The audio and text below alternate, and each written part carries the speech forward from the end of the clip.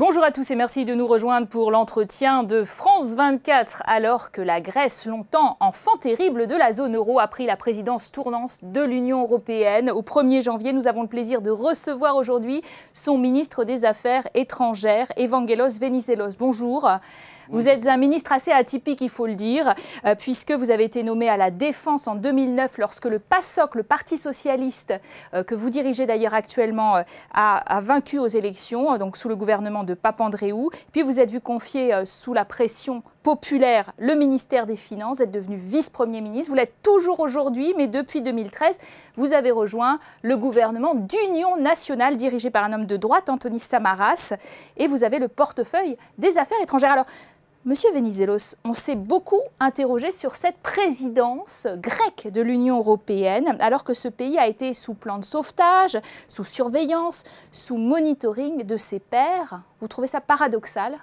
Oui, écoutez, la présidence tournante du Conseil de l'Union européenne est une obligation institutionnelle pour chaque pays membre. C'est une occasion exceptionnelle pour nous de montrer, si vous voulez, vers l'opinion publique internationale notre visage ordinaire.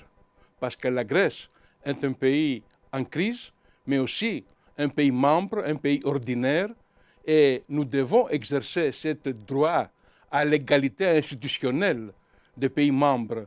Alors, c'est vrai que vous voulez un retour à la normale. Et peut-être que quand vous levez... À la normalité, qui est une normalité pas seulement politique, mais aussi économique. Par exemple, le retour au marché est une indication de normalité. 1,6 milliard d'euros en bons du Trésor à un taux de 3,75 en baisse de 15 points.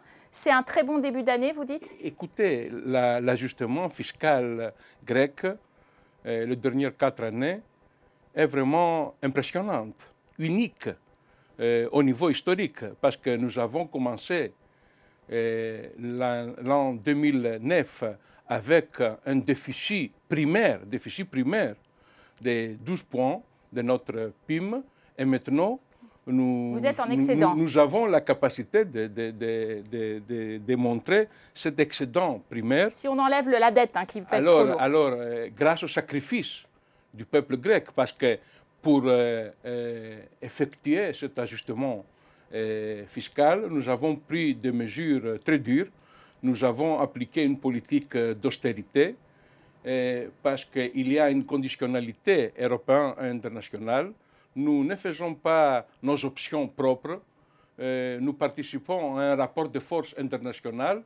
Aussi, dans un rapport de force européen, nous devons accepter la conception dominante en ce qui concerne la politique européenne, parce que nous avons besoin de l'assistance de nos partenaires institutionnels. Mais en même temps, quand vous dites la dette pèse encore 175% du PIB pour la Grèce, il y a un chômage très important de plus de 27% de la population. C'est le problème majeur, surtout pour la jeune génération. Parce que parmi les jeunes, il y a un chômage 60%. C'est vraiment une situation inacceptable. Et comment M. Samaras, le Premier ministre, dont on disait qu'il n'est pas de la même majorité politique que vous, il est centre-droit, peut affirmer que la reprise est imminente? Bon, écoutez, maintenant, nous pouvons organiser la dernière phase de l'application du programme d'ajustement. Maintenant, nous pouvons présenter devant l'opinion publique grecque et européenne une histoire qui est une histoire concrète, qui est le retour à la normalité, c'est-à-dire le retour au marché, mais pas seulement au marché.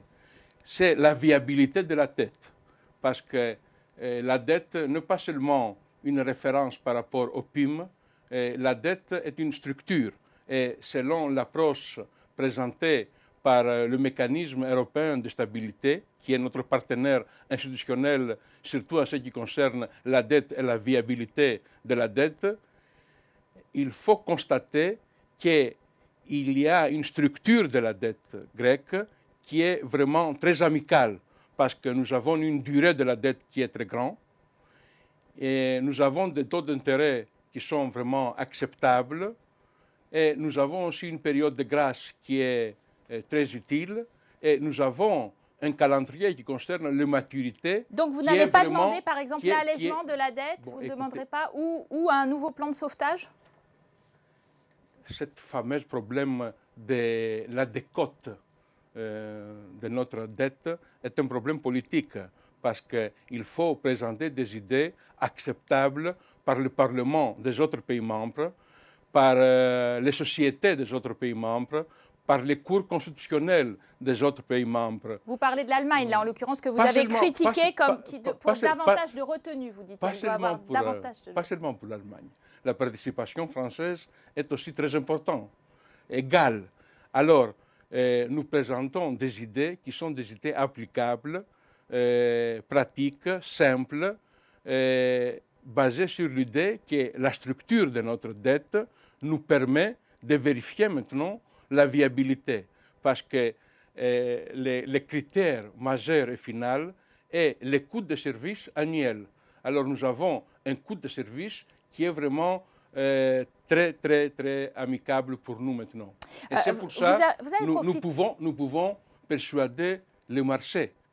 Et le comportement, la position du secteur privé international par rapport à la Grèce maintenant est très positif, parce que le marché, le secteur privé a ce sentiment, le sentiment de profit, le sentiment sur l'avenir.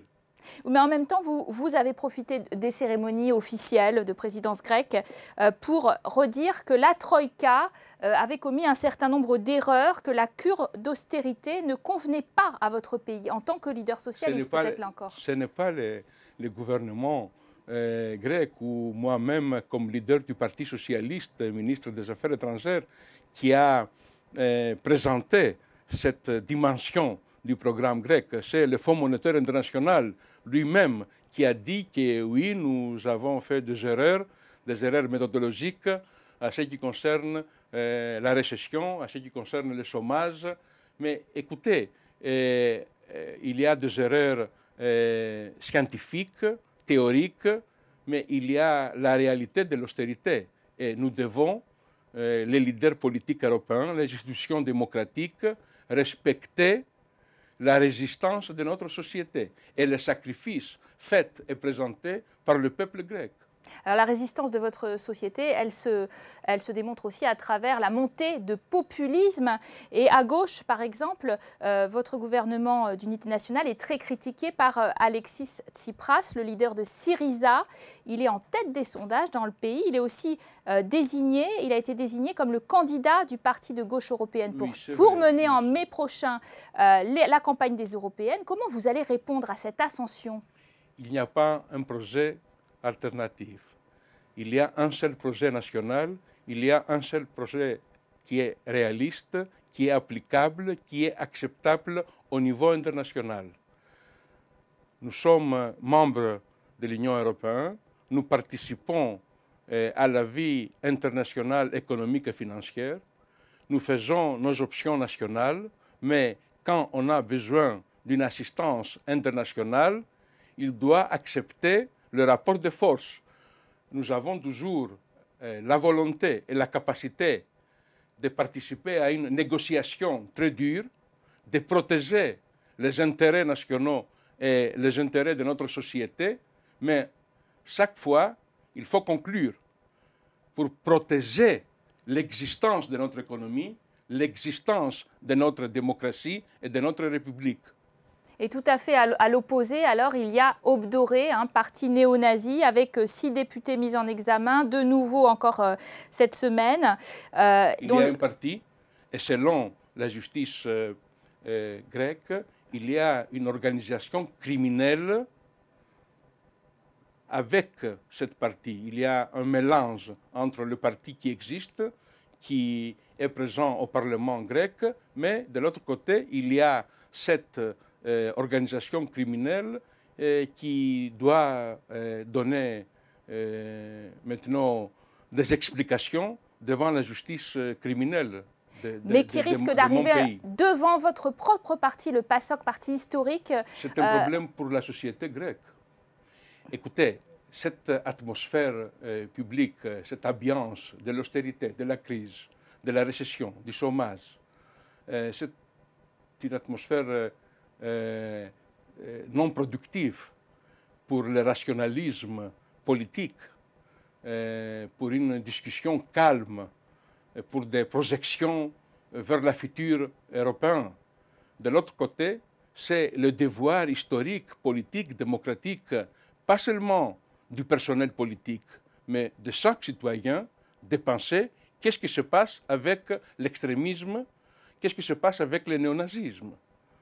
C'est vraiment inacceptable pour le pays de la démocratie, pour la Grèce de la démocratie et de l'histoire et de la culture et de la civilisation, de participer au mouvement néonaziste international. Si vous devez qualifier l'année 2014 pour votre pays, en conclusion, vous diriez quoi? Elle sera comment cette année? C'est l'année d'une nouvelle occasion pour nous. C'est le moment du tournant. Parce que nous avons notre priorité nationale qui est d'organiser un projet de reconstruction nationale après la crise, la Grèce après la crise, la Grèce digne, souveraine, qui est vraiment égale avec les autres pays membres de l'Union européenne.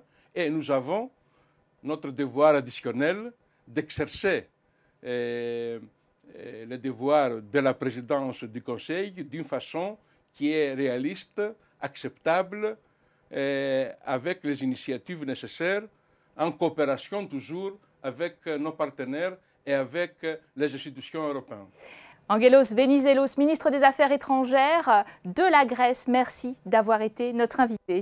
Merci à vous. Merci à vous de nous avoir suivis. Vous restez bien sûr sur notre antenne pour plus d'informations.